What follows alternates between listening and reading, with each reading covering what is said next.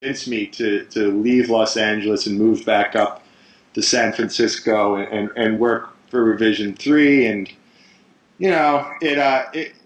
it was tempting at the same time. I was like, well, I'm always so close. I'm always so close down in Hollywood to getting the real big gig. But at the end of the day, I missed San Francisco. And I really liked all the people who were working up at Revision 3, most of whom really I had previously worked with at Tech TV, and I knew them to be pretty good guys. So, there's a lot to be said for having full creative control, which was something that was offered to us at Revision 3, which you will never get unless you're really, really important, and even then, you'll never get that down in Hollywood. So it seemed to be the right thing to do, and we did it. We moved back up to San Francisco, and worked for Revision 3 for, I don't know how long it was, a year and a half or whatever, and then they, the economy went to shit, and they laid me off. I think they made the wrong decision. They did. Totally, yeah. That was all Louderback's thing, wasn't it? Well, he's the CEO of the company, so yeah, I guess you could blame Louderback for that. I mean, if the ratings, if my show was bringing in money hand over foot, he wouldn't have laid me off, but it wasn't. So I mean, you could point the finger of blame at many people. I tend to blame the lack of marketing for our shows. I don't think that there was any visibility for the shows. I think that the shows were of a pretty high quality. I think that the shows were well produced. I think that we did a good job. I think I was a good host. I don't think anyone knew about the shows. The story that I always tell to convince people of this is I used to go to live Dig Nation tapings, and I'd be out in the audience, and people would come up and say, "Martin, I fucking loved you on Tech TV. I loved your show. What are you doing now?" And I would say, I host two shows on this same network as this show that you drove 400 miles to come see. But they didn't even know that it existed.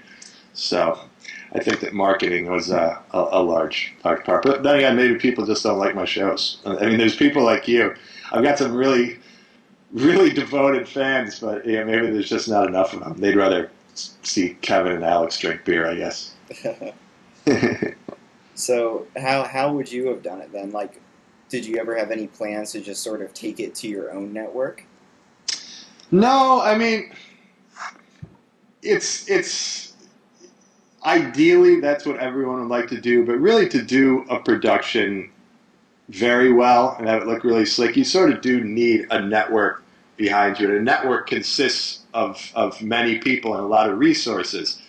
You need really good video editors. You need camera people. You need very expensive equipment. Well, you don't need it so much anymore. It helps to have salespeople selling advertising. All of these things.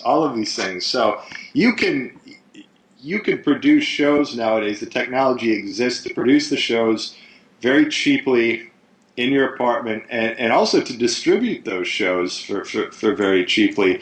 But it's certainly a lot easier if you have a team of people, every person on that team, playing a different role in the production and dissemination of the show. So. Oh, maybe some of the old, now defunct Tech TV people. I mean, what's Yoshi doing these days? I haven't any idea, but I'm sure what he would not want to do is come work with me for no money until we get something ramped up. I mean, something like Revision 3, which initially was, done sort of on a total bootstring. It wasn't until they got $9 million in venture funding that they could offer me a job. I mean, there's a lot of money behind that network. It's probably mostly gone now, but there was a lot of money behind that network. So after your little stint with Vision 3, you started up this Week in Fun? Yeah. This is just sort of, it's a little side project that I do with my friend and colleague Sarah Lane. We produce it in association with Leo Laporte's company, as you know, Twit. We've done, I believe, 10 episodes, and it seems to be attracting a really good following. People really like the show. What needs to happen with that show, though, it needs to be institutionalized in that it's not yet has not yet been made a part of the Twit network. You can watch that show live when we are making that show. However, if you're at work, which most people are, on a Friday afternoon when we're recording that show, you miss that show. There's no way that you can watch it on Saturday morning or whenever. It needs to be archived with the rest of the shows on the Twit network.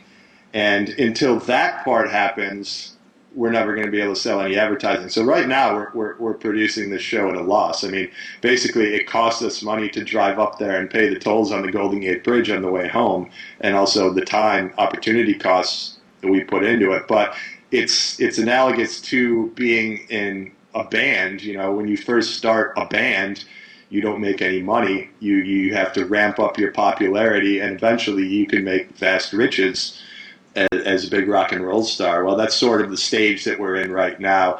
I really hope that Leo and his associates will be able to formally, I don't know if the word is institutionalize or formalize the show, make it part of the network and not just sort of something that we do that just we do it live and it sort of disappears into the ether after we produce it. So then how have you been going about trying to, promote yourself, get your, your knowledge out there? Like, I mean, it's the same ways that everyone does it. I don't do it as well as other people do.